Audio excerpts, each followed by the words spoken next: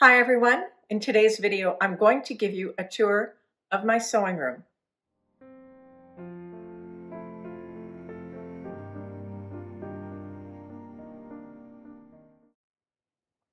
We've been in this house for, I guess, about 4 months, and the sewing room is finally at a point now where I feel it's okay to show it to people. I have things where I want them, and I think it's going to work out pretty well. So today I'm going to give you a quick tour of my sewing room and show you the great new sewing table that my husband made for me.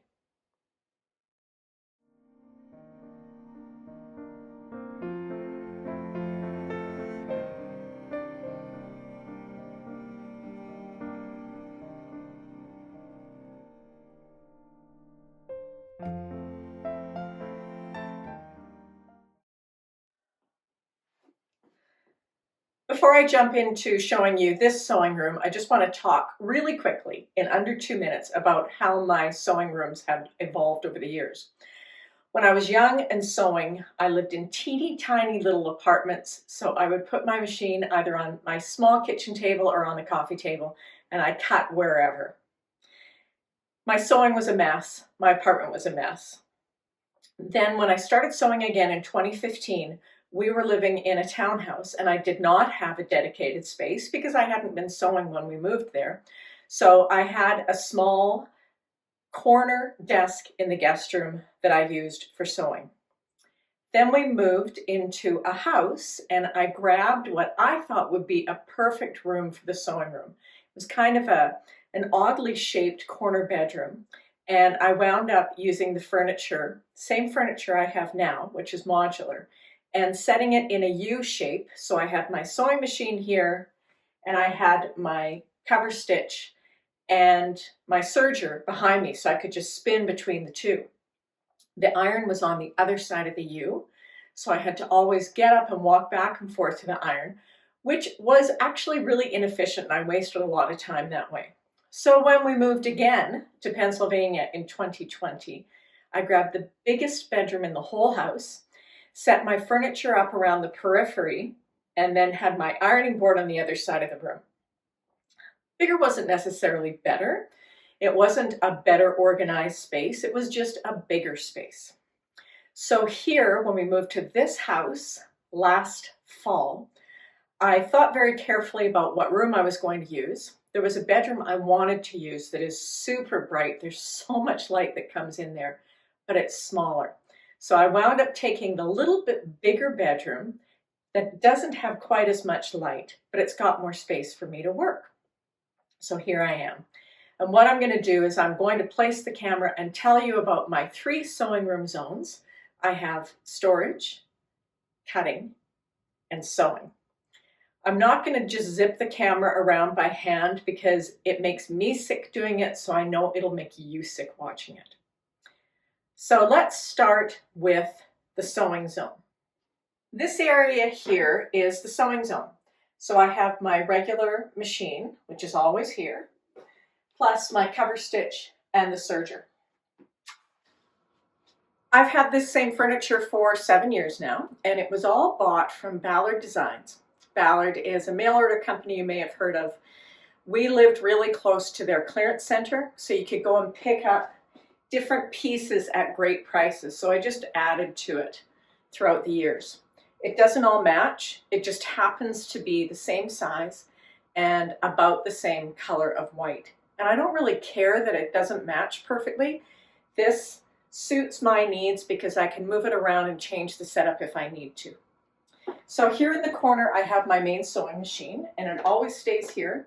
I've got the corner desk unit, which I like because there's plenty of space if you want to have fabric go out the back of the machine. Not that I quilt or anything, but sometimes you've just got big things that you work with. And sometimes there's a cat that likes to sleep right there. Probably not the safest thing, but you know how cats are. They just go where they're not wanted. In these drawers here, these are the only drawers where I have any sewing stuff in this little desk setup. So I have pins, clips, marking items, and I have the cover for my machines, And I also keep all my bobbins in these drawers.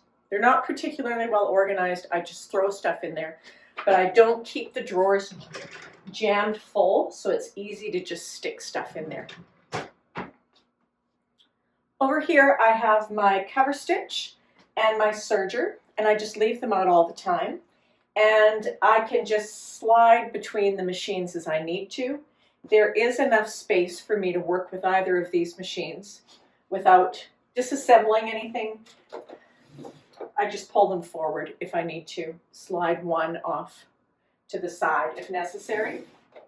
So I just keep those out all the time. This is normally covered up if I'm not using it, but I'm working on a project right now. And as I said, I don't have anything sewing related in the drawers under here. I do have some knitting and crochet stuff that's been in there forever and it never gets used. So this is just another sewing table. This is the storage zone, which is also known as the closet. I'm going to show you what's in the closet, but I do keep my dress form out here all the time, and this is a current project that's on it right now. And I don't leave my dress form naked because it freaks me out, but I'm really thinking I should maybe leave it naked because it might encourage me to work out some more. But I'm just going to move this out of the way and show you what's in the closet. So this is where I store pretty much everything except what is in the new cutting table that I'm going to show you in a minute. I have almost all of my stash here in the closet. I don't like stash fabric stuck in boxes because I forget what I have. So there are 33 or 34 pieces of fabric right here. This is everything. There are no crates in the basement or in the attic. This is all of my stash fabric right here. I like to hang it in the closet for a couple of reasons. It's always visible to me. It stays dust-free and clean because the closet's always closed, and the light doesn't get to it, so nothing gets bleached out. So that's the bulk of my stash. Up on the top of the closet that you can't see, if I have big chunks of fabric left over from a project and I want to maybe do something with it, I just roll them up and stick them up there. I don't have a lot right now because when we moved last summer, I got rid of all of that stuff and I donated it to a couple of different groups in central Pennsylvania that were doing charity sewing. So this is stash fabric. Then I like to use plastic bins. This is a 3-drawer little plastic bin unit. I've had this for a long time. I just keep notions in here, so the top drawer is snaps, either sew on or press on, and the tools and everything that you need for that. Second drawer is elastic, and third drawer is just some little bits and pieces of things that don't really go anywhere. So it's kind of the junk drawer for the sewing room. I also have a big 4-drawer unit here, and this one does have some fabric in it. The top drawer is linings, battings, little bits of cotton for crafting and things like that. And then the bottom one is small pieces of fashion fabric, stuff that I might like to use on a facing or on a collar, just the nice pieces of fabric that I don't want to get rid of and throw into a scrap bag. All of my patterns are in 2 different styles of boxes. This box, I picked 2 of these up at Tuesday morning, and I think they're for comic books. I think they're for comic books, but they're just the right size for patterns. So I have one box marked tried and true, and the other one is next up. So it's patterns that I'm thinking of using soon. So I've got them close at hand, and I can remember I was planning to make them. Then I also use these boxes that I got at the Container Store. Again, I think they are comic book boxes. Same thing, but just not plastic. And you can put quite a few patterns in them. So I have 2 like this. And then I have the one that's just flat. The big Vogue patterns and flat PDF patterns fit in there.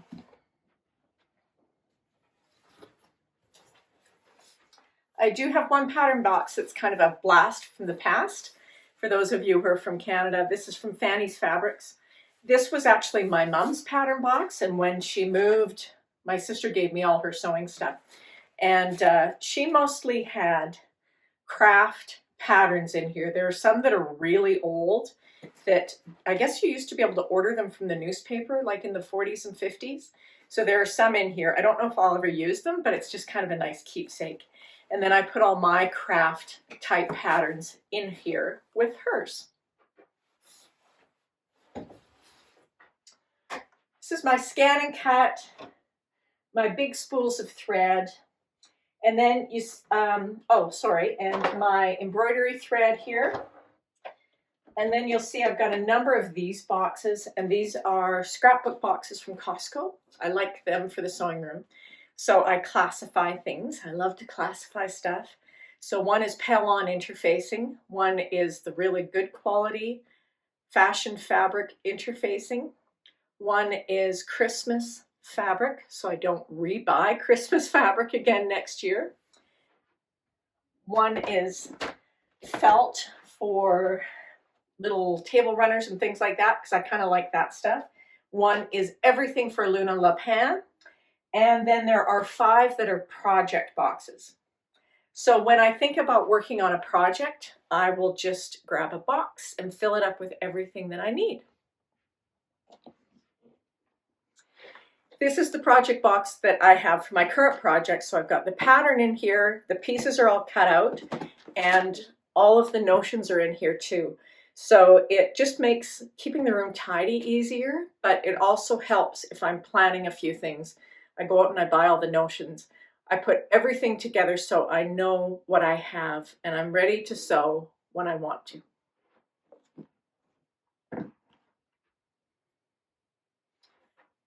In the far corner, I have my sewing machine cases and my backup machine. So this is the storage zone. I almost forgot to show you one really great bargain find that I have in my storage area.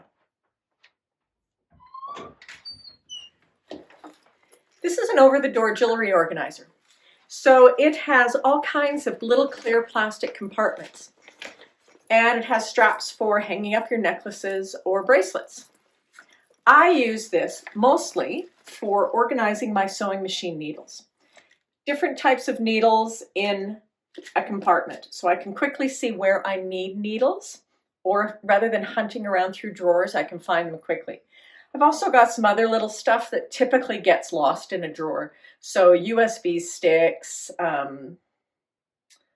hand sewing needles, stuff like that. I think I paid maybe $9.99 at Tuesday Morning in the States for that a few years ago. It's just been so helpful, especially because I know when I need sewing machine needles. This is the cutting zone. Zone number 3. My husband made this from 2 Ikea cabinets, plus the drawer and small shelf units. So there are 2 cabinets that are each 4 by 2, and they are put back to back. You can see the seam there. Then mounted on MDF and casters. On the top, there's MDF, plus he put some molding on the edges and painted it so that the fabric doesn't get caught. Then I placed my big plastic cutting mat on top. So this is about 35 inches wide by maybe 57 inches long. Big enough for cutting the biggest pieces. And you can see this is the back side of the cabinet that faces the closet. Just going to quickly show you what's in each of the cubbies. Starting here, I have my 3 primary thread boxes. Divided by color, I can quickly see what I have and what I need. In here, this is mostly stuff for bag making because I was going to get into bag making for a while. So lots of handles and fusible foam, things like that. But I also have some embroidery stuff there. my iron, my regular iron, and my little small handheld iron. Well, it's not a handheld iron because I'd probably burn my hand, but my little wee iron. Then I have the stuff that I need for pressing. So the pressing ham, the little sleeve ham, whatever it's called, clapper. Down below, I'll show you that on the other side. Then I have these two drawers. This top one, this is all buttons. So this is a nice bag of buttons I got at Fabric Mart. And then other little cards of buttons. Everything's all in here. Dig around and find what you need. This drawer is everything that comes kind of on a bias tape card. So bias tape, hem tape, stuff like that. And also some very nice ribbon that I got at a shop that used to exist in Atlanta. Sadly, it was gone before the pandemic. My embroidery machine. Of course, I went without my embroidery machine for, oh boy, a long time. So now that it's back, I like to leave it out so I can use it all the time. I have a feeling she's about to jump up. And then in these drawers, the bottom one is ribbon. Most of this is really inexpensive ribbon that I just bought at the fabric store. You know, the stuff by the roll. And this top one is closures. So D-rings, clips, things like that. Not buttons, not zippers, not snaps, not Velcro, everything else. And a whole bunch of stuff for masks. So this is the back side, and now I'm going to show you the front side. This is the side that's closest to where I sew. Up here in the top, this is all machine stuff. So manuals and tools, like the little screwdrivers.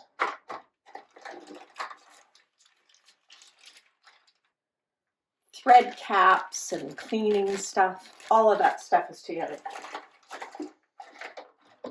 Below that, this whole drawer is stuff for cutting. Everything I need to cut. Below that, these are more machine accessories, but things I don't use as often. So this is the tool if I'm ever using the twin needle on my machine. Or I don't even know what this is for, but it's there. It's all together. This is the other fabric that I have. I'm going to come back to that. In this drawer, this is all my stay tapes. So I can quickly grab it if I need to. And I know what I have. And this drawer is all zippers. A whole drawer full of zippers. A lot of them are the same because I keep buying the same zipper over and over again. And I like that it's all in a drawer now because I can just dump it out on the floor and find out what I already have. Down here, this is open through to the other side. So this is all my long stuff. PDF patterns, rolls of paper, can all go right in there. That's one of the main things I wanted in this cutting table. This is mending. These are some small little projects. I don't have any space in my project boxes, so those are sitting there. This is flannel and stuff that I'm planning to use soon for cold weather pajamas. So this is that extra fabric I told you about. This is the scrap from my current project that I'm working on. This is all fabric for home deck. So I'm planning to make placemats with this. I wanted to leave it out front and center so I don't forget about it. That's everything on the sewing side of the cutting table. So that's my sewing room. I have the 3 zones that I wanted: storage, cutting, and sewing. Fantastic light because the room faces south. And we also updated the ceiling light fixture so it has 4 bulbs and I've got 4 good LEDs in there. So there's always good light in here. I've got my TV with Roku and Craftsy and YouTube. I've got music. There's enough space for the ironing board to be up all the time. So I'm so happy to have this all set so I can actually do a lot of good sewing and not spend a ton of time digging around for things. If you see things where maybe there's a better way to do something, I hope you'll share it. A lot of the ideas that I've used here came from other people's YouTube videos or their blogs or pattern review. People are ingenious. You probably have some fantastic idea, and it would be great if you would share it with everyone. I am wearing a Tilly and the Buttons Cocoa top that I made in late 2020. The fabric is a rayon blend that I got at Fabric Mart, and I love it. Sadly, I threw this in the dryer and I shrank it. And the sleeves are now a little bit too short, and the bodice is shorter than I like it. I don't quite know what to do to stretch rayon. I keep reading that you can't stretch rayon. If you have any ideas, please share them because I love this. I don't have any more of the fabric, so I can't add anything onto the cuffs. But if I can make this without shrinking myself, if I can make this fit better, I should be really happy. So that's the sewing room. Thank you so much for watching. I hope you're well. I will see you really soon.